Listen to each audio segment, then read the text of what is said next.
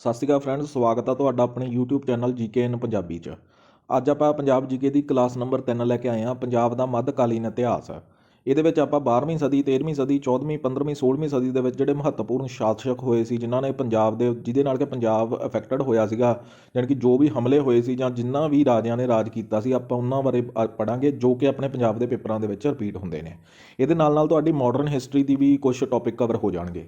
ਤਾਂ ਸ਼ੁਰੂ ਕਰਦੇ ਹਾਂ ਅੱਜ ਆਪਣਾ ਦਾਸ ਵੰਸ਼। ਪਹਿਲਾ ਹੈਗਾ ਆਪਣਾ ਦਾਸ ਵੰਸ਼, ਜਿਹਨੂੰ ਕਿ ਸਲੇਵ ਡੈਂਸਿਟੀ ਕਹਿ ਦਿੰਦੇ ਆ। ਦੈਨ ਇਹਦੇ ਵਿੱਚ ਆਪਾਂ ਸਭ ਤੋਂ ਪਹਿਲਾਂ ਸਟਾਰਟ ਕਰਾਂਗੇ ਕਿ ਜੋ ਸਲੇਵ ਡੈਂਸਿਟੀ ਦਾ ਪੀਰੀਅਡ ਕਾਲ ਕਿੰਨਾ ਸੀ। ਇਹ ਸੀਗਾ 1206 ਤੋਂ ਲੈ ਕੇ 1290 ਈਸਵੀ ਤੱਕ। ਇੱਥੋਂ ਤੱਕ ਦਾ ਇਹਨਾਂ ਦਾ ਪੀਰੀਅਡ ਕਾਲ ਸੀਗਾ। ਅਤੇ ਇਹਨਾਂ ਦਾ ਸਟਾਰਟ ਹੈ, ਜਾਣੀ ਕਿ ਜਦੋਂ ਇਹਨਾਂ ਦਾ ਸਟਾਰਟ ਹੋਇਆ ਸੀਗਾ, ਇਹਨਾਂ ਦੇ ਵੰਸ਼ ਦੀ ਸਥਾਪਨਾ ਹੋਈ ਸੀ। ਮੁਹੰਮਦ ਗੌਰੀ ਸੀਗਾ ਇੱਕ, ਜਿਹੜਾ ਕਿ ਬੈਟਲ ਆਫ ਤਰਾਇਨ ਦੀ ਪਹਿਲੀ ਲੜਾਈ ਹੋਈ ਸੀ 1191 'ਚ, ਦੂਜੀ ਹੋਈ ਸੀ 92 ਦੇ ਵਿੱਚ। ਉਹਦੇ ਵਿੱਚ ਮੁਹੰਮਦ ਗੌਰੀ ਨੇ 92 ਦੇ ਵਿੱਚ ਪ੍ਰਿਥਵੀਰਾਜ ਚੌਹਾਨ ਨੂੰ ਹਰਾਇਆ ਸੀ। ਤਾਂ ਕਰਕੇ ਇਹਦਾ ਇੱਕ ਸ਼ਾਸਕ ਸੀਗਾ ਕੁਤਬਦੀਨ ਐਬਕ, ਇਹਦਾ ਇੱਕ ਦਾਸ ਸੀਗਾ, ਸਲੇਵ ਸੀਗਾ ਇਹਦਾ ਕੁਤਬਦੀਨ ਐਬਕ। ਇਹਨੇ ਦਾਸ ਵੰਸ਼ ਦੀ ਨੀਂਹ ਰੱਖੀ ਸੀ। 1206 ਤੋਂ ਲੈ ਕੇ 1210 ਤੱਕ ਇਹਨੇ ਰਾਜ ਕੀਤਾ ਸੀ ਕੁਤਬਦੀਨ ਐਬਕ ਨੇ। ਉਸ ਤੋਂ ਬਾਅਦ ਇੱਕ ਸਫਲ ਸ਼ਾਸਕ ਆਇਆ ਜਿਹਨੂੰ ਕਿ ਸੁਲਤਾਨ ਇਲਤੁਤਮਿਸ਼ ਆਇਆ। ਇਹਨੇ 26 ਸਾਲ ਰਾਜ ਕੀਤਾ। ਅਗਰ ਆਪਾਂ ਨੂੰ ਕੁਐਸਚਨ ਆਵੇ ਇਹਦੇ ਵਿੱਚ ਕਿ ਜੋ ਸਲੇਵ ਡੈਂਸਿਟੀ ਆ ਇਹਦੀ ਨੀਂਹ ਕਿਹਨੇ ਰੱਖੀ ਸੀ, ਤਾਂ ਆਏਗਾ ਸਾਡਾ ਕੁਤਬਦੀਨ ਐਬਕ। ਸਮਟਾਈਮ ਕੁਐਸਚਨ ਪੁੱਛਦਾ ਕਿ who is the real founder of Delhi ਸਲਤਨਤ। ਦਿੱਲੀ ਸਲਤਨਤ ਦਾ ਅਗਰ ਰੀਅਲ ਫਾਊਂਡਰ ਪੁੱਛਿਆ ਜਾਵੇ ਤਾਂ ਉਹ ਆਏਗਾ ਸੁਲਤਾਨ ਇਲਤੁਤਮਿਸ਼। ਨੈਕਸਟ ਚੱਲਾਂਗੇ। ਇਲਤੁਤਮਿਸ਼ ਤੋਂ ਬਾਅਦ ਆਪਣੇ ਕੋਲੇ ਇਹਦੀ ਮਹੱਤਵਪੂਰਨ ਸ਼ਾਸਕ ਸੀਗੀ ਰਜੀਆ ਸੁਲਤਾਨਾ। ਪ੍ਰਤੱਖ ਰੂਪ ਵਿੱਚ ਉਹ ਭਾਰਤ ਦੀ ਪਹਿਲੀ ਮਹਿਲਾ ਸ਼ਾਸਕ ਸੀਗੀ, ਜਿਹੜੀ ਇੱਕ ਰਜੀਆ ਸੀਗੀ ਇਹ। ਅਤੇ ਇਸ ਤੋਂ ਬਾਅਦ ਅਗਰ ਆਪਾਂ ਗੱਲ ਕਰੀਏ ਬਠਿੰਡੇ ਦਾ ਇੱਕ ਗਵਰਨਰ ਸੀਗਾ ਉਸ ਟਾਈਮ ਦੇ ਉੱਤੇ, ਮਲਿਕ ਅਖਤਿਆਰ ਉਲ ਦੀਨ ਅਲਤੂਨੀ। ਉਸਨੇ ਯਾਕੂਟ ਨੂੰ ਮਾਰ ਕੇ ਰਜੀਆ ਨੂੰ ਬੰਦੀ ਬਣਾ ਲਿਆ। ਬਾਅਦ ਵਿੱਚ ਉਹ ਹਾਲਾਤਾਂ ਤੋਂ ਬਚਣ ਲਈ, ਜਾਣੀ ਕਿ ਰਜੀਆ ਨੇ ਅਲਤੂਨੀ ਨਾਲ ਵਿਆਹ ਕਰਾ ਲਿਆ, ਦੋਨਾਂ ਦੀ ਮੈਰਿਜ ਹੋ ਗਈ, ਪਰ ਅਜਿਹਾ ਕਰਕੇ ਵੀ ਉਹ ਆਜ਼ਾਦ ਨਾ ਹੋ ਸਕੀ। 1240 ਦੇ ਵਿੱਚ ਦਿੱਲੀ ਦੇ ਰਾਹ ਦੇ ਨੇੜੇ ਉਸਦੇ ਪਤੀ ਸਮੇਤ ਬਹਿਰਾਮ ਖਾਨ ਨੇ ਉਹਨਾਂ ਦੀ ਹੱਤਿਆ ਕਰਤੀ ਸੀਗੀ। ਰਜ਼ੀਆ ਤੋਂ ਬਾਅਦ ਬਹਿਰਾਮ ਖਾਨ, ਹੁਣ ਜਦੋਂ ਰਜ਼ੀਆ ਦੀ ਹੱਤਿਆ ਹੋ ਗਈ ਤਾਂ ਬਹਿਰਾਮ ਖਾਨ ਸ਼ਾਸਕ ਬਣ ਗਿਆ ਦਾ। ਉਹਨੇ 2 ਸਾਲ ਸ਼ਾਸਨ ਕੀਤਾ। ਇਸ ਘਰਾਣੇ ਦਾ ਅਗਲਾ ਮਹੱਤਵਪੂਰਨ ਸ਼ਾਸਕ ਸੀਗਾ ਗਿਆਸੁਉਦੀਨ ਬਲਬਨ। ਉਹਨੇ 1246 ਤੋਂ ਲੈ ਕੇ 86 ਤੱਕ ਦੇ ਦੇਸ਼ ਤੇ ਇਹਦੇ ਤੇ ਰਾਜ ਕੀਤਾ, ਆਪਣੇ ਭਾਰਤ ਦੇ ਉੱਤੇ। ਤਾਂ ਇਹਦੇ ਵਿੱਚ ਅਗਰ ਆਪਾਂ ਕੁਐਸਚਨ ਦੀ ਗੱਲ ਕਰੀਏ ਤਾਂ ਇਹੀ 1-2 ਕੁਐਸਚਨ ਬਣ ਸਕਦੇ ਆ ਕਿ ਇਹਦੀ ਦਾਸ ਵੰਸ਼ ਦੀ ਨੀਂਹ ਕਿਹਨੇ ਰੱਖੀ ਸੀ। ਉਹ ਸੀਗੀ ਕੁਤਬਦੀਨ ਐਬਕ ਨੇ, ਜਿਹੜਾ ਆਪਾਂ ਕੀਤਾ ਹੋਇਆ ਤਾਂ। ਜਾਂ ਜੋ ਇਹਦਾ ਰੀਅਲ ਫਾਊਂਡਰ ਕੌਣ ਸੀਗਾ ਦਿੱਲੀ ਸਲਤਨਤ ਦਾ, ਤਾਂ ਇਲਤੁਤਮਿਸ਼ ਆ ਜਾਏਗਾ ਆਪਣੇ ਕੋਲ। ਅੱਗੇ ਆਪਣੇ ਕੋਲ ਖਿਲਜੀ ਵੰਸ਼ ਆ ਗਿਆ। ਖਿਲਜੀ ਡੈਂਸਿਟੀ। ਖਿਲਜੀ ਵੰਸ਼ ਦਾ ਸੰਸਥਾਪਕ ਸੀਗਾ ਜਲਾਲੂਦੀਨ ਖਿਲਜੀ, ਅਤੇ ਅਲਾਊਦੀਨ ਖਿਲਜੀ ਇਸ ਦਾ ਵੰਸ਼ ਦਾ ਸਭ ਤੋਂ ਸ਼ਕਤੀਸ਼ਾਲੀ ਸ਼ਾਸਕ ਸੀਗਾ।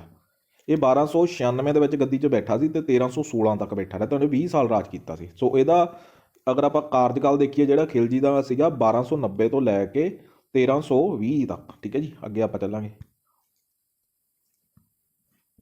ਨੈਕਸਟ ਹੈਗਾ ਆਪਣਾ ਪੰਜਾਬ ਵਿੱਚ ਤੁਗਲਕ ਵੰਸ਼। ਤੁਗਲਕ ਵੰਸ਼ ਦੀ ਅਗਰ ਆਪਾਂ ਗੱਲ ਕਰੀਏ, ਤੁਗਲਕ ਕਹਿੰਦਾ ਪੰਜਾਬ ਵਿੱਚ ਤੁਗਲਕ ਵੰਸ਼ ਦੀ ਨੀਂਹ 1320 'ਚ ਗਿਆਸੂਦੀਨ ਤੁਗਲਕ ਨੇ ਕੀਤੀ ਸੀ। ਮੁਹੰਮਦ ਬਿਨ ਤੁਗਲਕ ਅਤੇ ਫਿਰੋਜ਼ ਸ਼ਾਹ ਤੁਗਲਕ ਇਸ ਵੰਸ਼ ਦੇ ਮਹੱਤਵਪੂਰਨ ਸ਼ਾਸਕ ਸੀ। ਫਿਰੋਜ਼ ਸ਼ਾਹ ਤੁਗਲਕ ਜਿਹੜਾ ਸੀ ਨਾ, ਇਹ ਨਵੇਂ ਸ਼ਹਿਰ ਵਸਾਉਣ ਦਾ ਬੜਾ ਸ਼ੌਕੀਨ ਹੁੰਦਾ ਸੀ। ਦੂਜੇ ਸ਼ਹਿਰਾਂ ਦੇ ਨਾਲ ਨਾਲ ਉਹਨੇ ਪੰਜਾਬ ਦਾ ਸ਼ਹਿਰ ਫਿਰੋਜ਼ਪੁਰ ਵਸਾਇਆ। ਠੀਕ ਆ, ਹੁਣ ਆਪਾਂ ਨੂੰ ਅਗਰ ਪੇਪਰ ਦੇ ਵਿੱਚ ਕੁਐਸਚਨ ਹੈ ਕਿ ਫਿਰੋਜ਼ਪੁਰ ਸ਼ਹਿਰ ਕਿਹਨੇ ਵਸਾਇਆ ਸੀ, ਇਹ ਵਸਾਇਆ ਸੀ ਫਿਰੋਜ਼ ਸ਼ਾਹ ਤੁਗਲਕ ਨੇ। ਨੈਕਸਟ ਆ ਗਿਆ 1398 'ਚ, ਜਦੋਂ ਤੈਮੂਰ ਨੇ ਭਾਰਤ 'ਤੇ ਹਮਲਾ ਕੀਤਾ ਸੀ ਤਾਂ ਦਿੱਲੀ ਸਲਤਨਤ ਉਸ ਟਾਈਮ ਦੇ ਉੱਤੇ ਕਾਫੀ ਵੀਕ ਸੀਗੀ, ਜਿਹਦੇ ਕਰਕੇ ਜਿਹੜਾ ਇਹ ਸੀਗਾ ਆਪਣੇ ਤੁਗਲਕ ਵੰਸ਼ ਦਾ ਜਿਹੜਾ ਉਸ ਟਾਈਮ ਦੇ ਉੱਤੇ ਸੀਗਾ ਸ਼ਾਸਕ, ਉਹ ਤੈਮੂਰ ਦਾ ਮੁਕਾਬਲਾ ਨਾ ਕਰ ਸਕਿਆ ਅਤੇ ਉਹ ਹਾਰ ਗਏ ਸੀਗੇ ਇਹ ਜੰਗ। ਉਸ ਤੋਂ ਬਾਅਦ ਹੁਣ ਆਪਾਂ ਕਰਾਂਗੇ ਸੈਦ ਵੰਸ਼ ਅਤੇ ਲੋਧੀ ਵੰਸ਼। ਸੈਦ ਵੰਸ਼ ਜਿਹੜਾ ਸੀਗਾ ਉਹ ਸੀਗਾ 1414 ਤੋਂ ਲੈ ਕੇ 50 ਤੱਕ, 1451 ਤੋਂ ਲੈ ਕੇ 26 ਤੱਕ ਸੀਗਾ ਲੋਧੀ ਵੰਸ਼। ਇਹ ਬਹੁਤ ਇੰਪੋਰਟੈਂਟ ਆ ਜਿਹੜਾ ਲੋਧੀ ਵੰਸ਼ ਆ, ਕਿਉਂਕਿ ਇਹ 1451 ਤੋਂ ਸਟਾਰਟ ਹੋ ਜਾਂਦਾ ਵਾ। ਸੋ ਇਹ ਜ਼ਿਆਦਾ ਇੰਪੋਰਟੈਂਟ ਬਣਦਾ। ਸਈਦ ਵੰਸ਼ ਦਾ ਮੋਢੀ ਜਿਹੜਾ ਸੀ ਉਹ ਹੈ ਜੀ ਆਪਣਾ ਖਿਜਰ ਖਾਨ ਸੀ। ਉਹਨੇ 1414 'ਚ ਤਖਤ 'ਤੇ ਬੈਠਾ ਸੀ। 1421 ਦੇ ਵਿੱਚ ਖਿਜਰ ਖਾਨ ਤੋਂ ਬਾਅਦ ਮੁਬਾਰਕ ਸ਼ਾਹ ਆਇਆ, ਮੁਬਾਰਕ ਸ਼ਾਹ ਤੋਂ ਬਾਅਦ ਮੁਹੰਮਦ ਸ਼ਾਹ ਆਇਆ, ਫਿਰ ਅਲਾਊਦੀਨ ਆਲਮ ਸ਼ਾਹ ਆਇਆ। ਹੁਣ ਆ ਗਿਆ ਸਾਡੇ ਕੋਲੇ ਆਹ ਕੁਐਸਚਨ, ਬਹੁਤ ਜ਼ਿਆਦਾ ਇੰਪੋਰਟੈਂਟ ਹੁੰਦਾ ਇਹ, ਆਪਣੇ ਪੰਜਾਬ ਦੇ ਪੇਪਰਾਂ ਦੇ ਵਿੱਚ ਬਹੁਤ ਵਾਰ ਰਿਪੀਟ ਹੋ ਚੁੱਕਿਆ ਕਿ ਜਿਹੜਾ ਲੋਧੀ ਵੰਸ਼ ਦੀ ਸਥਾਪਨਾ ਕਿਹਨੇ ਕੀਤੀ ਸੀ। ਇਹ ਕੀਤੀ ਸੀ ਜੀ ਬਹਿਲਾਲ ਲੋਧੀ ਨੇ। ਲੋਧੀ ਵੰਸ਼ ਦੀ ਸਥਾਪਨਾ ਕੀਤੀ ਸੀ, ਦਿੱਲੀ 'ਤੇ ਇਹਨੇ ਕਬਜ਼ਾ ਕਰ ਲਿਆ ਸੀ, 1451 'ਚ ਕੀਤੀ ਸੀ। ਅਤੇ ਇੱਕ ਨਵੇਂ ਵੰਸ਼ ਲੋਧੀ ਵੰਸ਼ ਦੀ ਸਥਾਪਨਾ ਕੀਤੀ। ਬਹਿਲੋਲ ਲੋਧੀ ਦਾ ਜਿਹੜਾ ਉੱਤਰਾਧਿਕਾਰੀ ਸੀਗਾ ਉਹ ਸੀਗਾ ਸਿਕੰਦਰ ਲੋਧੀ ਨੂੰ ਵੀ ਪੰਜਾਬ ਵਿੱਚ ਕਿਸੇ ਵੀ ਸਮੱਸਿਆ ਦਾ ਸਾਹਮਣਾ ਨਹੀਂ ਕਰਨਾ ਪਿਆ, ਆਰਾਮ ਨਾਲ ਹੀ ਸ਼ਾਸਨ ਕਰੀ ਜਾਂਦੇ ਸੀ। 1526 'ਚ ਜਦੋਂ ਬਾਬਰ ਅਤੇ ਇਬਰਾਹਿਮ ਲੋਧੀ, ਸਿਕੰਦਰ ਲੋਧੀ ਦਾ ਮੁੰਡਾ ਸੀਗਾ ਇਬਰਾਹਿਮ ਲੋਧੀ। ਸੋ ਪਾਣੀਪਤ ਦੀ ਜਿਹੜੀ ਪਹਿਲੀ ਲੜਾਈ ਹੋਈ ਸੀ 1526 'ਚ, ਜਿਹਦੇ ਵਿੱਚ ਕਿ ਬਾਬਰ ਨੇ ਜਦੋਂ ਆਪਣੇ ਇਹਦੇ 'ਤੇ ਇਬਰਾਹਿਮ ਲੋਧੀ 'ਤੇ ਅਟੈਕ ਕਰਕੇ ਫਿਰ ਪੂਰੀ ਤਰ੍ਹਾਂ ਨਾਲ ਭਾਰਤ ਦੇ ਉੱਤੇ ਕਬਜ਼ਾ ਕਰ ਲਿਆ ਸੀਗਾ। ਸੋ ਇਹਦੇ ਵਿੱਚ ਜ਼ਿਆਦਾਤਰ ਕੁਐਸਚਨ ਇਸ ਤਰ੍ਹਾਂ ਵੀ ਪੁੱਛ ਸਕਦੇ ਨੇ ਕਿ ਜਿੱਦਾਂ ਕਿ ਆਪਣੇ ਸਿੱਖਾਂ ਦੇ ਪਹਿਲੇ ਗੁਰੂ ਸੀਗੇ ਗੁਰੂ ਨਾਨਕ ਦੇਵ ਜੀ, ਉਹਨਾਂ ਦੇ ਸਮਕਾਲੀ ਕੌਣ ਸੀ। ਤੋ ਇਹਦੇ ਵਿੱਚ ਉਹ ਆਪਾਂ ਅੱਗੇ ਜਾ ਕੇ ਕਰਾਂਗੇ ਸਿੱਖ ਧਰਮ ਦੀ ਉਤਪਤੀ ਦੇ ਵਿੱਚ। ਤੋ ਇਹਦੇ ਵਿੱਚ ਆਪਣਾ ਇਬਰਾਹਿਮ ਲੋਧੀ ਸੀਗੇ ਅਤੇ ਬਾਬਰ ਸੀਗੇ ਗੁਰੂ ਨਾਨਕ ਦੇਵ ਜੀ ਦੇ ਸਮਕਾਲੀ। ਠੀਕ ਹੈ ਜੀ। ਨੈਕਸਟ ਆਪਾਂ ਕਰਾਂਗੇ ਪੰਜਾਬ ਵਿੱਚ ਮੁਗਲ ਸਲਤਨਤ। ਪੰਜਾਬ ਵਿੱਚ ਮੁਗਲ ਸਲਤਨਤ 1526 ਤੋਂ ਲੈ ਕੇ 40 ਤੱਕ ਇੱਕ ਰਾਜ ਰਿਹਾ ਇਹਨਾਂ ਦਾ। ਉਸ ਤੋਂ ਬਾਅਦ ਆਪਣਾ 40 ਦੇ ਵਿੱਚ ਇਹਦੀ ਲੜਾਈ ਹੋਈ ਸੀਗੀ ਆਪਣੀ, ਇਹ ਛੱਡ ਕੇ ਭੱਜ ਗਿਆ ਸੀਗਾ ਆਪਣਾ ਹਿਮਾਯੂ ਮੁਗਲ ਦਾ ਬਾਦਸ਼ਾਹ ਜਿਹੜਾ ਸੀ। ਉਸ ਤੋਂ ਬਾਅਦ ਉਹ 55 ਦੇ ਵਿੱਚ ਵਾਪਸ ਆਇਆ ਸੀਗਾ, ਅਤੇ 55 ਤੋਂ ਲੈ ਕੇ 7 ਤੱਕ, ਅਤੇ 1707 ਤੋਂ ਲੈ ਕੇ 1857 ਤੱਕ। ਤਾਂ ਜਾਣੀ ਕਿ ਜੋ ਮੇਨ ਕੁਐਸਚਨ ਆਉਂਦੇ ਨੇ ਉਹ 1526 ਤੋਂ ਲੈ ਕੇ 1707 ਜਦੋਂ ਔਰੰਗਜ਼ੇਬ ਦੇ ਟਾਈਮ ਤੱਕ ਦੀ ਆਉਂਦੇ ਆ। ਸੋ ਆਪਾਂ ਪੁਆਇੰਟ ਕਰਦੇ ਹਾਂ ਇਹਦਾ, ਭਾਰਤ ਵਿੱਚ ਪੰਜਾਬ ਬਾਬਰ ਦੇ ਕਬਜ਼ੇ 'ਚ ਆਉਣ ਵਾਲਾ ਪਹਿਲਾ ਸੂਬਾ ਸੀ। ਹੁਣ ਪਹਿਲਾ ਕੁਐਸਚਨ ਤਾਂ ਇਹੀ ਬਣ ਗਿਆ ਕਿ ਬਾਬਰ ਨੇ ਸਭ ਤੋਂ ਪਹਿਲਾਂ ਕਿੱਥੇ ਹਮਲਾ ਕੀਤਾ? ਪੰਜਾਬ 'ਤੇ ਕੀਤਾ। 26 ਦੇ ਵਿੱਚ ਕਦੋਂ ਸੀ? 1519 ਦੇ ਵਿੱਚ ਕੀਤਾ ਸੀਗਾ। ਇਹ ਵੀ ਕੁਐਸਚਨ ਰਿਪੀਟ ਹੋ ਜਾਂਦਾ ਵਾ ਕਿ ਬਾਬਰ ਨੇ ਕਿਹੜੇ ਉਹਦੇ ਵਿੱਚ ਕੀਤਾ। ਇੱਕ ਕੁਐਸਚਨ ਹੁੰਦਾ ਵਾ ਕਿ ਬਾਬਰ ਨੇ ਕਿੰਨੀ ਵਾਰ ਅਟੈਕ ਕੀਤਾ, ਤਾਂ 5 ਵਾਰ ਅਟੈਕ ਕੀਤਾ ਪੰਜਾਬ ਦੇ ਉੱਤੇ। ਇਹ ਵੀ ਇੱਕ ਕੁਐਸਚਨ ਬਣ ਜਾਂਦਾ। 1526 ਈਸਵੀ ਵਿੱਚ ਬਾਬਰ ਹੱਥੋਂ ਇਬਰਾਹਿਮ ਲੋਧੀ ਦੀ ਹਾਰ ਪਿੱਛੋਂ ਪੰਜਾਬ ਮੁਗਲਾਂ ਦੇ ਅਧਿਕਾਰ 'ਚ ਆ ਗਿਆ, ਯਾਨੀ ਮੁਗਲ ਧਰਮ ਦਾ ਉਦੋਂ ਸਥਾਪਨਾ ਹੋ ਚੁੱਕੀ ਸੀ। ਬਾਬਰ ਪੰਜਾਬ ਅਤੇ ਉੱਤਰੀ ਭਾਰਤ ਦਾ ਪਹਿਲਾ ਮੁਗਲ ਸ਼ਾਸਕ ਸੀ। ਪਹਿਲਾ ਮੁਗਲ ਸ਼ਾਸਕ ਕੌਣ ਸੀ? ਬਾਬਰ ਸੀ। ਇਸੇ ਦੌਰਾਨ ਆਪਣੇ ਸਿੱਖ ਧਰਮ ਦੇ ਪਹਿਲੇ ਗੁਰੂ ਜਿਹੜੇ ਸੀਗੇ ਗੁਰੂ ਨਾਨਕ ਦੇਵ ਜੀ ਦਾ ਜਨਮ ਹੋਇਆ ਸੀ 1469 ਈਸਵੀ 'ਚ, ਜੋ ਕਿ ਆਪਾਂ ਕੀਤਾ ਹੋਇਆ ਵਾ, ਜਿਨ੍ਹਾਂ ਨੇ ਮਾਨਵਤਾ ਨੂੰ ਪਿਆਰ ਅਤੇ ਵਿਸ਼ਵਾਸ ਦਾ ਸੁਨੇਹਾ ਦਿੱਤਾ ਸੀਗਾ ਉਸ ਟਾਈਮ ਦੇ ਉੱਤੇ। ਕਹਿੰਦਾ ਪੰਜਾਬ ਵਿੱਚ ਗੁਰੂ ਨਾਨਕ ਦੇਵ ਜੀ ਨੇ ਸਿੱਖ ਧਰਮ ਦੀ ਨੀਂਹ ਬਿਲਕੁਲ ਉਸੇ ਸਮੇਂ ਰੱਖੀ ਜਦੋਂ ਭਾਰਤ ਵਿੱਚ ਬਾਬਰ ਨੇ ਮੁਗਲ ਰਾਜ ਸਥਾਪਿਤ ਕੀਤਾ। ਯਾਨੀ ਕਿ ਜਦੋਂ ਉਸ ਟਾਈਮ ਦੇ ਉੱਤੇ ਮੁਗਲ ਸਮਰਾਜ ਸਥਾਪਿਤ ਹੋਇਆ ਸੀ, ਜਦੋਂ ਗੁਰੂ ਨਾਨਕ ਦੇਵ ਜੀ ਨੇ ਸਿੱਖ ਧਰਮ ਦੀ ਨੀਂਹ ਰੱਖੀ ਸੀ। ਗੁਰੂ ਜੀ ਸ਼ੇਰ ਸ਼ਾਹ ਸੂਰੀ ਦੇ ਕਾਲ ਦੌਰਾਨ ਵੀ ਜੀਵਤ ਸਨ, ਯਾਨੀ ਇਹਨਾਂ ਦੇ ਸਮਕਾਲੀ ਵੀ ਸੀਗੇ। ਅੱਗੇ ਆਪਾਂ ਕਰਾਂਗੇ 1530 ਈਸਵੀ ਵਿੱਚ ਬਾਬਰ ਦਾ ਪੁੱਤਰ ਹਮਾਯੂ ਉੱਤਰਾਧਿਕਾਰ, ਕਿਉਂਕਿ 1530 ਦੇ ਵਿੱਚ ਬਾਬਰ ਦੀ ਡੈਥ ਹੋ ਗਈ ਸੀ। ਤਾਂ 1530 ਦੇ ਵਿੱਚ ਜਦੋਂ ਹਮਾਯੂ ਇਹਨੂੰ ਬਹੁਤ ਜ਼ਿਆਦਾ ਸਮੱਸਿਆਵਾਂ ਦਾ ਸਾਹਮਣਾ ਕਰਨਾ ਪਿਆ ਸੀ। 40 'ਚ ਇਹਦੀ ਸ਼ੇਰ ਸ਼ਾਹ ਸੂਰੀ ਨਾਲ ਲੜਾਈ ਹੋਈ, ਜਿਹਦੇ ਵਿੱਚ ਕਿ ਹਮਾਯੂ ਹਾਰ ਗਿਆ ਅਤੇ ਛੱਡ ਕੇ ਭੱਜ ਗਿਆ ਸੀਗਾ। ਸ਼ੇਰ ਸ਼ਾਹ ਸੂਰੀ ਦੇ ਰਾਜ ਦੌਰਾਨ ਪੰਜਾਬ ਦਾ ਮੌਜੂਦਾ ਖੇਤਰ ਉਸਦੇ ਰਾਜ ਵਿੱਚ ਮਿਲਾ ਗਿਆ, ਪਰ 1555 'ਚ ਹਮਾਯੂ ਨੇ ਆਪਣਾ ਰਾਜ ਭਾਗ ਦੁਬਾਰੇ ਹਾਸਲ ਕਰਨ 'ਚ ਕਾਮਯਾਬ ਹੋ ਗਿਆ। ਉਹਨੇ ਬੈਰਾਮ ਖਾਨ ਜਿਹੜਾ ਸੀਗਾ ਉਹਨੂੰ ਸਰਹੰਦ ਦਾ ਗਵਰਨਰ ਬਣਾਤਾ। ਹਮਾਯੂ ਅਤੇ ਸ਼ੇਰ ਸ਼ਾਹ ਸੂਰੀ ਦੇ ਰਾਜਕਾਲ ਦੌਰਾਨ ਗੁਰੂ ਅੰਗਦ ਦੇਵ ਜੀ ਨੇ ਹੋਰ ਵੀ ਸਿੱਖ ਧਰਮ ਦਾ ਵਿਕਾਸ ਕੀਤਾ। ਤਾਂ ਇੱਕ ਕੁਐਸਚਨ ਹੋਰ ਹੋਇਆ, ਗੁਰੂ ਅੰਗਦ ਦੇਵ ਜੀ ਦੇ ਟਾਈਮ ਦੇ ਉੱਤੇ ਕਿਹੜੇ ਸ਼ਾਸਕ ਸੀਗੇ? ਹਮਾਯੂ ਅਤੇ ਸ਼ੇਰ ਸ਼ਾਹ ਸੂਰੀ। ਅੱਗੇ ਆਪਾਂ ਕਰਾਂਗੇ 56 ਦੇ ਵਿੱਚ 1556 'ਚ ਹਮਾਯੂ ਦਾ ਪੁੱਤਰ ਅਕਬਰ ਰਾਜਾ ਬਣ ਗਿਆ। ਉਹ ਇੱਕ ਸਹਿਨਸ਼ੀਲ ਰਾਜਾ ਸੀ ਅਤੇ ਉਸਨੇ ਕਿਸੇ ਵੀ ਤਰ੍ਹਾਂ ਪੰਜਾਬ ਵਿੱਚ ਸਿੱਖ ਧਰਮ ਦੇ ਵਿਕਾਸ 'ਤੇ ਰੋਕ ਨਹੀਂ ਲਾਈ। ਅਕਬਰ ਦਾ ਜਦੋਂ ਸ਼ਾਸਨ ਸੀ ਉਹਦੇ ਧਰਮ ਦੇ ਵਿੱਚ ਗੁਰੂ ਆਪਣੇ ਸਿੱਖਾਂ ਦੇ ਤੀਸਰੇ ਗੁਰੂ ਅਮਰਦਾਸ ਜੀ, ਚੌਥੇ ਗੁਰੂ ਰਾਮਦਾਸ ਜੀ ਅਤੇ ਗੁਰੂ ਅਰਜਨ ਦੇਵ ਜੀ ਦੀ ਅਗਵਾਈ ਹੇਠ ਕਾਫੀ ਪ੍ਰਫੁੱਲਤ ਹੋਇਆ। ਬਾਦਸ਼ਾਹ ਅਕਬਰ ਨੇ ਹਮੇਸ਼ਾ ਹੀ ਸਿੱਖ ਗੁਰੂਆਂ ਪ੍ਰਤੀ ਸਤਿਕਾਰ ਭਾਵਨਾ ਰੱਖੀ ਸੀ। ਸਿੱਖ ਧਰਮ ਦੇ ਵਿਕਾਸ ਲਈ ਉਹਨਾਂ ਨੇ ਗੁਰੂ ਜੀ ਨੂੰ ਅੰਮ੍ਰਿਤਸਰ ਸ਼ਹਿਰ ਵਸਾਉਣ ਦੀ ਇਜਾਜ਼ਤ ਦਿੱਤੀ ਸੀਗੀ। ਅੱਗੇ ਆਪਾਂ ਕਰਾਂਗੇ ਜਹਾਂਗੀਰ ਦੇ ਰਾਜਾ ਬਣਦੇ ਹਾਂ। ਹੁਣ ਜਹਾਂਗੀਰ ਜਦੋਂ ਬਣਾ ਇਹ ਬੜਾ ਕੱਟੜ ਸ਼ਾਸਕ ਸੀਗਾ, ਅਤੇ ਇਹਦੇ ਬਣਦਿਆਂ ਸਾਰੇ ਸਿੱਖ ਗੁਰੂਆਂ ਦੇ ਮੁਗਲ ਸਲਤਨਤ ਨਾਲ ਸੰਬੰਧ ਜਿਹੜੇ ਲਗਾਤਾਰ ਵਿਗੜਦੇ ਰਹੇ, ਕਿਉਂਕਿ ਜਹਾਂਗੀਰ ਇੱਕ ਕੱਟੜ ਸ਼ਾਸਕ ਸੀ। ਸਿੱਖ ਧਰਮ ਦੀ ਵੱਧਦੀ ਪ੍ਰਸਿੱਧੀ ਉਹਦੀਆਂ ਅੱਖਾਂ ਦੇ ਵਿੱਚ ਰੜਕਦੀ ਸੀ। ਤਾਂ ਅੱਗੇ ਆਪਾਂ ਕਰਾਂਗੇ ਉਸਨੇ ਗੁਰੂ ਅਰਜਨ ਦੇਵ ਜੀ ਦੇ ਵਿਰੁੱਧ ਕਾਰਵਾਈ ਕਰਤੀ। ਸਿੱਖਾਂ ਦੇ ਪੰਜਵੇਂ ਗੁਰੂ ਅਰਜਨ ਦੇਵ ਜੀ ਜਹਾਂਗੀਰ ਦਾ ਪੁੱਤਰ ਸੀਗਾ ਇੱਕ ਖੁਸਰਾਓ ਨੇ। ਇਸ ਗੱਲ ਦਾ ਪਤਾ ਲੱਗਣ 'ਤੇ ਉਹਨੇ ਆਪਣੇ ਪਿਤਾ ਦਾ ਵਿਰੋਧ ਕਰਤਾ। ਉਹ ਕਹਿੰਦਾ ਜੀ ਲਾਹੌਰ ਜਦੋਂ ਉਹ ਗਿਆ ਤਾਂ ਗੋਇੰਦਵਾਲ ਵਿਖੇ ਰਾਹ ਵਿੱਚ ਗੁਰੂ ਸਾਹਿਬ ਤੋਂ ਉਹਨੇ ਆਸ਼ੀਰਵਾਦ ਲਿਆ। ਇਸੇ ਮਤਭੇਦ ਦੇ ਕਾਰਨ ਗੁਰੂ ਜੀ ਨੂੰ ਬੰਦੀ ਬਣਾ ਲਿਆ ਅਤੇ ਅੰਤ ਵਿੱਚ ਸ਼ਹੀਦ ਕਰ ਦਿੱਤਾ ਗਿਆ ਜਹਾਂਗੀਰ ਨੇ। ਗੁਰੂ ਹਰਗੋਬਿੰਦ ਜੀ ਸਿੱਖਾਂ ਦੇ 6ਵੇਂ ਗੁਰੂ, ਉਹਨਾਂ ਨੇ ਆਪਣੇ ਚੇਲਿਆਂ ਨੂੰ ਸ਼ਸਤਰ ਵਿੱਦਿਆ ਦੇਣੀ ਸ਼ੁਰੂ ਕਰਤੀ। ਹਿਮਾਲਿਆ ਦੀਆਂ ਪਹਾੜੀਆਂ ਵਿੱਚ ਆਪਣੀ ਹੁਕੂਮਤ ਦਾ ਇੱਕ ਖੇਤਰ ਸਥਾਪਿਤ ਕਰਨਾ ਸ਼ੁਰੂ ਕਰਤਾ।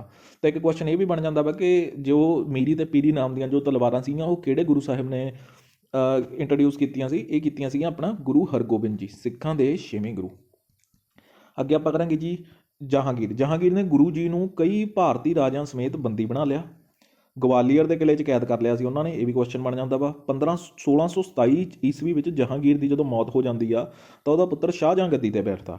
ਹੁਣ 58 ਦੇ ਵਿੱਚ 1658 ਈਸਵੀ ਵਿੱਚ ਉਸਦੇ ਪੁੱਤਰ ਔਰੰਗਜ਼ੇਬ ਨੇ ਉਸਨੂੰ ਗੱਦੀ ਤੋਂ ਲਾਤਾ। ਲਓ ਜੀ, ਹੁਣ 1658 'ਚ ਔਰੰਗਜ਼ੇਬ ਨੇ ਉਹਨੂੰ ਗੱਦੀ 'ਤੇ ਲਾਤਾ, ਅਤੇ ਜੋ ਕਿ ਸ਼ਾਹਜਹਾਂ ਨੇ ਆਪਦਾ ਜਿਹੜਾ ਜੇਠਾ ਪੁੱਤਰ ਸੀਗਾ ਦਾਰਾ ਸ਼ੇਖੋ ਉਹਨੂੰ ਉੱਤਰਾਧਿਕਾਰੀ ਨਿਯੁਕਤ ਕਰਤਾ ਸੀ। ਬਟ ਔਰੰਗਜ਼ੇਬ ਨੇ ਇਹਨੂੰ ਵੀ ਹਰਾਤਾ, ਦਾਰਾ ਸ਼ੇਖੋ ਨੂੰ ਵੀ, ਅਤੇ ਆਪ ਬਹਿ ਗਿਆ ਗੱਦੀ ਦੇ ਉੱਤੇ। ਔਰੰਗਜ਼ੇਬ ਬਹੁਤ ਜ਼ਿਆਦਾ ਕੱਟੜ ਸ਼ਾਸਕ ਸੀ, ਸਭ ਤੋਂ ਜ਼ਿਆਦਾ ਕੱਟੜ ਸ਼ਾਸਕ ਇਹ ਸੀਗਾ ਔਰੰਗਜ਼ੇਬ।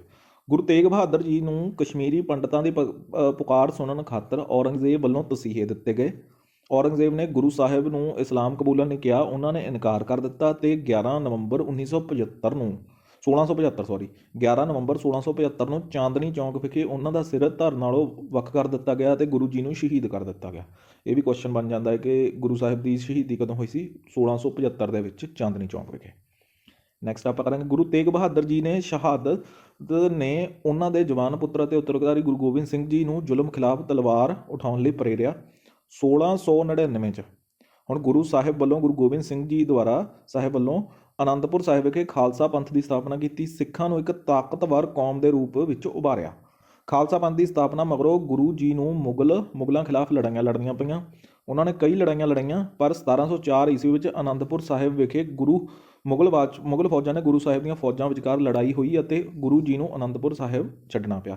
ਇਹ ਜਿਹੜਾ ਕੁਐਸਚਨ ਆ ਨਾ, ਤਾਂ ਇਹ ਆਪਾਂ ਆਪਣੀ ਗੁਰੂ ਗੋਬਿੰਦ ਸਿੰਘ ਜੀ ਦੀਆਂ ਜੋ ਵੀ ਲੜਾਈਆਂ ਹੋਈਆਂ ਸੀਗੀਆਂ 1690 ਤੋਂ ਲੈ ਕੇ, ਤਾਂ ਇਹ ਸਾਰੀਆਂ ਆਪਾਂ ਪੂਰੀ ਡਿਟੇਲ ਦੇ ਵਿੱਚ ਕਰਾਂਗੇ ਇੱਕ ਅਲੱਗ ਤੋਂ। ਜਦੋਂ ਅੱਗੇ ਜਾ ਕੇ ਆਪਣਾ ਟੌਪਿਕ ਆਊਗਾ, ਜਦੋਂ ਆਪਾਂ ਸਿੱਖ ਧਰਮ ਦੀ ਉਤਪਤੀ ਕਰਾਂਗੇ, ਆਪਾਂ ਸਾਰੇ ਗੁਰੂਆਂ ਦੇ ਬਾਰੇ ਪੜ੍ਹਾਂਗੇ ਕਿ ਉਹਨਾਂ ਨੇ ਕਿਹੜੇ ਸ਼ਹਿਰ ਵਸਾਇਆ, ਕਿਹੜੀ ਲੜਾਈ ਲੜੀ, ਜੋ ਵੀ ਆਪਣਾ ਉਹਨਾਂ ਨੇ ਸਿੱਖ ਧਰਮ ਦੇ ਵਿੱਚ ਯੋਗਦਾਨ ਪਾਇਆ, ਆਪਾਂ ਸਾਰਾ ਕਰਾਂਗੇ ਉਹਦੇ ਵਿੱਚ। ਅਤੇ ਜਾਣੀ ਕਿ ਤੁਸੀਂ ਉਸ ਲੈਕਚਰ ਦੇ ਵਿੱਚ ਆਪਾਂ ਇਹ ਸਾਰੀਆਂ ਚੀਜ਼ਾਂ ਕਵਰ ਕਰ ਲਾਂਗੇ। ਅੱਗੇ ਨੈਕਸਟ ਆ ਗਿਆ ਸਾਡੇ ਕੋਲੇ ਮੁਗਲ ਫੌਜਾਂ ਨੇ ਜਦੋਂ ਉਹ ਅਨੰਦਪੁਰ ਸਾਹਿਬ ਦਾ ਕਿਲ੍ਹਾ ਛੱਡ ਕੇ ਗਏ ਤਾਂ ਉਹਨਾਂ ਨੇ ਪਿੱਛਾ ਕੀਤਾ ਅਤੇ ਦੋਹਾਂ ਵਿਚਾਲੇ ਚਮਕੌਰ ਸਾਹਿਬ ਨੇੜੇ ਇੱਕ ਭਿਆਨਕ ਯੁੱਧ ਹੋਇਆ, ਜਿਸ ਵਿੱਚ ਗੁਰੂ ਸਾਹਿਬ ਜੀ ਦੇ ਦੋ ਵੱਡੇ ਪੁੱਤਰਾਂ ਸਾਹਿਬਜ਼ਾਦਾ ਅਜੀਤ ਸਿੰਘ ਜੀ ਅਤੇ ਸਾਹਿਬਜ਼ਾਦਾ ਜੁਝਾਰ ਸਿੰਘ ਜੀ ਸ਼ਹੀਦ ਹੋ ਗਏ ਮੁਗਲ ਫੌਜਾਂ ਦੇ ਨਾਲ ਲੜਦੇ ਲੜਦੇ। ਗੁਰੂ ਜੀ ਦੇ ਛੋਟੇ ਪੁੱਤਰਾਂ ਨੂੰ, ਜੋ ਕਿ ਸਾਹਿਬਜ਼ਾਦਾ ਫਤਿਹ ਸਿੰਘ ਜੀ ਅਤੇ ਸਾਹਿਬਜ਼ਾਦਾ ਜ਼ੋਰਾਵਰ ਸਿੰਘ ਜੀ ਨੂੰ, ਸਰਹਿੰਦ ਦੇ ਨਵਾਬ ਵਜ਼ੀਰ ਖਾਨ ਨੇ ਜਿਉਂਦਿਆਂ ਹੀ ਨੀਹਾਂ ਵਿੱਚ ਚਿਣਵਾ ਦਿੱਤਾ ਅਤੇ ਸ਼ਹੀਦ ਕਰ ਦਿੱਤਾ। ਨੈਕਸਟ ਆ ਗਿਆ ਸਾਡੇ ਕੋਲ ਪੁਆਇੰਟ 1707 ਈਸਵੀ ਵਿੱਚ ਮੁਗਲ ਬਾਦਸ਼ਾਹ ਔਰੰਗਜ਼ੇਬ ਦੀ ਮੌਤ ਹੋ ਗਈ। ਉਸ ਤੋਂ ਬਾਅਦ ਇਹਨਾਂ ਦਾ ਪਤਨ ਸ਼ੁਰੂ ਹੋ ਗਿਆ ਸੀਗਾ। ਇਸੇ ਦੌਰਾਨ ਨਾਂਦੇੜ ਵਿਖੇ ਇੱਕ ਅਫਗਾਨ ਵੱਲੋਂ ਗੁਰੂ ਸਾਹਿਬ 'ਤੇ ਜਾਨਲੇਵਾ ਹਮਲਾ ਕਰਤਾ। ਬੰਦਾ ਸਿੰਘ ਬਹਾਦਰ ਦੀ ਅਗਵਾਈ ਹੇਠ ਗੁਰੂ ਸਾਹਿਬ ਨੇ ਹੁਣ ਆਪਣੇ ਬੰਦਾ ਸਿੰਘ ਬਹਾਦਰ ਨੂੰ ਕਿਹਾ ਕਿ ਤੂੰ ਜਾ ਕੇ ਆਪਣਾ ਪੰਜਾਬ ਦੇ ਵਿੱਚ ਜਾ ਕੇ ਰਾਜ ਸਥਾਪਿਤ ਕਰ ਆਪਣਾ। ਤਾਂ 1715 ਦੇ ਇਹਨਾਂ ਨੇ ਬੰਦਾ ਸਿੰਘ ਬਹਾਦਰ ਨੇ ਪਹਿਲਾਂ ਸਰਹਿੰਦ ਅਤੇ ਫਿਰ ਲਾਹੌਰ ਵਿਖੇ ਹੋਇਆ। ਇਹਨਾਂ ਨੇ ਇੱਥੇ ਜਿੱਤ ਦਰਜ ਕੀਤੀ, ਪਰ 1715 'ਚ ਲਾਹੌਰ ਦੇ ਗਵਰਨਰ ਨੇ ਬੰਦਾ ਸਿੰਘ ਬਹਾਦਰ ਅਤੇ ਉਸਦੇ ਸਾਥੀਆਂ ਨੂੰ ਘੇਰ ਲਿਆ ਅਤੇ ਗੁਰਦਾਸਪੁਰ ਵਿਖੇ ਬੰਦੀ ਬਣਾ ਲਿਆ। 1716 'ਚ ਫਾਰੂਕ ਸ਼ਹਿਰ ਦੇ ਹੁਕਮਾਂ ਦੇ ਬੰਦਾ ਸਿੰਘ ਬਹਾਦਰ ਨੂੰ ਸ਼ਹੀਦ ਕਰ ਦਿੱਤਾ ਗਿਆ। ਵੀ ਕੁਐਸਚਨ ਹੋ ਗਿਆ ਬੰਦਾ ਸਿੰਘ ਬਹਾਦਰ ਨੂੰ ਕਿਹੜੇ ਸੰਨ ਦੇ ਵਿੱਚ ਸ਼ਹੀਦ ਕੀਤਾ ਗਿਆ ਸੀ? 1716 ਦੇ ਵਿੱਚ। ਇਹ ਹੁਣ ਰੀਸੈਂਟਲੀ ਪੰਜਾਬ ਕਲਰਕ ਦਾ ਐਗਜ਼ਾਮ ਹੋਇਆ ਸੀ, ਜਿਹਦੇ ਵਿੱਚ ਇਹ ਕੁਐਸਚਨ ਆਇਆ ਹੋਇਆ ਸੀ ਕਿ ਬੰਦਾ ਸਿੰਘ ਬਹਾਦਰ ਦੀ ਸ਼ਹੀਦੀ ਕਦੋਂ ਹੋਈ ਸੀ? 1716 ਦੇ ਵਿੱਚ। ਔਰੰਗਜ਼ੇਬ ਮਗਰੋਂ ਕਈ ਕਮਜ਼ੋਰ ਰਾਜੇ ਆਏ, ਜਿਹੜੇ ਕਿ ਬਹਾਦਰ ਸ਼ਾਹ ਪਹਿਲਾ, ਫਾਰੂਕ ਸ਼ੇਰ, ਮੁਹੰਮਦ ਸ਼ਾਹ। ਇਹਨਾਂ ਦੇ ਕਾਲ ਦੌਰਾਨ ਮੁਗਲ ਬਾਦਸ਼ਾਹ ਦਾ ਲਗਾਤਾਰ ਪਤਨ ਹੁੰਦਾ ਗਿਆ। ਤਾਂ ਇਹ ਆਪਾਂ ਅੱਜ ਮੱਧਕਾਲੀਨ ਇਤਿਹਾਸ ਦਾ ਓਵਰਵਿਊ ਲਿਆ ਵਾ, ਆਪਾਂ ਉਨਾ ਹੀ ਕੀਤਾ ਵਾ ਜਿੰਨਾ ਕਿ ਕੁਐਸਚਨ ਆਪਣੇ ਪੰਜਾਬ ਦੇ ਪੇਪਰ ਦੇ ਵਿੱਚ ਆ ਸਕਦੇ ਨੇ। ਤੋਂ ਅੱਗੇ ਮੈਂ ਤੁਹਾਡੇ ਲਈ MCQ ਸੈਸ਼ਨ ਵੀ ਲੈ ਕੇ ਆਇਆ ਵਾਂ, ਜਿਹਦੇ ਵਿੱਚ ਆਪਾਂ ਦੇਖਾਂਗੇ ਵੀ ਕਿਹੜੇ ਕੁਐਸਚਨ ਸਾਡੇ ਪੰਜਾਬ ਦੇ ਪੇਪਰਾਂ ਦੇ ਵਿੱਚ ਆ ਸਕਦੇ ਨੇ ਜਾਂ ਆਏ ਨੇ। ਮੈਂ ਥੋੜ੍ਹੇ ਜਿਹੇ ਐਡੀਸ਼ਨਲ ਪੁਆਇੰਟ ਐਡ ਕੀਤੇ ਨੇ ਜੋ ਕਿ ਮਾਡਰਨ ਹਿਸਟਰੀ ਦੇ ਵਿੱਚ ਆ ਜਾਂਦੇ ਨੇ, ਬਟ ਇਹ ਬਹੁਤ ਇੰਪੋਰਟੈਂਟ ਕੁਐਸਚਨ ਹੁੰਦਾ। ਤਰਾਇਨ ਦੀ ਪਹਿਲੀ ਲੜਾਈ, ਬੈਟਲ ਆਫ ਤਰਾਇਨ ਪਹਿਲੀ ਕਦੋਂ ਹੋਈ ਸੀ? ਇਹ ਹੋਈ ਸੀ 93 'ਚ ਹੋਈ ਸੀ, 91 'ਚ ਹੋਈ ਸੀ, 92 'ਚ ਹੋਈ ਸੀ ਜਾਂ 94 'ਚ? 1191 ਈਸਵੀ ਦੇ ਵਿੱਚ। ਇਹ ਪ੍ਰਿਥਵੀਰਾਜ ਚੌਹਾਨ ਤੇ ਮੁਹੰਮਦ ਗੌਰੀ ਦੇ ਵਿਚਕਾਰ ਹੋਈ ਸੀ, ਜਿਹਦੇ ਵਿੱਚ ਕਿ ਪ੍ਰਿਥਵੀਰਾਜ ਚੌਹਾਨ ਨੇ ਗੌਰੀ ਨੂੰ ਹਰਾਤਾ ਸੀ। ਉਸ ਤੋਂ ਬਾਅਦ ਸਾਡੀ ਆ ਲਿਖਿਆ ਹੋਇਆ ਮੇਰਾ, ਇਹ ਤੁਸੀਂ ਪੜ੍ਹ ਸਕਦੇ ਹੋ।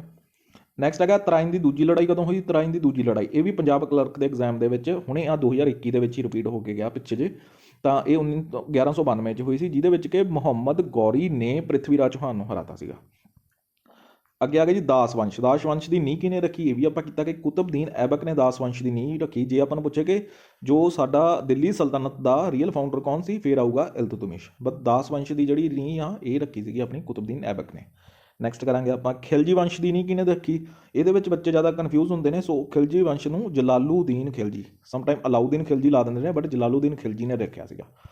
ਨੈਕਸਟ ਕੁਐਸਚਨ ਆ ਗਿਆ ਸਾਡੇ ਕੋਲੇ ਮੁਗਲ ਸਲਤਨਤ ਦਾ ਪਹਿਲਾ ਸ਼ਾਸਕ। ਮੁਗਲ ਸਲਤਨਤ ਦਾ ਪਹਿਲਾ ਸ਼ਾਸਕ ਕੌਣ ਸੀ? ਹਮਾਯੂੰ ਸੀ, ਅਕਬਰ ਸੀ, ਸ਼ਾਹਜਹਾਂ ਸੀ ਜਾਂ ਬਾਬਰ ਸੀ? ਬਾਬਰ ਸੀ, ਜਿਹੜਾ ਕਿ ਆਪਾਂ ਕੀਤਾ ਹੀ ਹੈ ਕਿ 1526 ਦੇ ਵਿੱਚ ਜਦੋਂ ਇਹਨਾਂ ਨੇ ਜੋ ਭਾਰਤ ਦੇ ਉੱਤੇ ਪੂਰੀ ਤਰ੍ਹਾਂ ਨਾਲ ਕਾਬੂ ਕਰ ਲਿਆ ਸੀਗਾ, ਕਬਜ਼ਾ ਕਰ ਲਿਆ ਸੀ ਇਹਨਾਂ ਨੇ ਦਿੱਲੀ ਸਲਤਨਤ ਦੇ ਉੱਤੇ। ਸੋ ਇਹ ਵੀ ਕੁਐਸਚਨ ਬਣਦਾ ਹੈ। ਨੈਕਸਟ ਆ ਗਿਆ ਸਾਡੇ ਕੋਲੇ ਲੋਧੀ ਵੰਸ਼ ਦਾ ਸੰਸਥਾਪਕ ਕੌਣ ਸੀ? ਲੋਧੀ ਵੰਸ਼ ਦਾ ਸੰਸਥਾਪਕ ਇਹ ਸੀਗਾ ਬਹਿਲੋਲ ਲੋਧੀ ਨੇ। 1451 ਈਸਵੀ ਦੇ ਵਿੱਚ ਲੋਧੀ ਵੰਸ਼ ਦੀ ਸਥਾਪਨਾ ਕੀਤੀ ਸੀ। ਇਹ ਵੀ ਕੁਐਸਚਨ ਬਹੁਤ ਰਿਪੀਟ ਹੁੰਦਾ ਵਾ।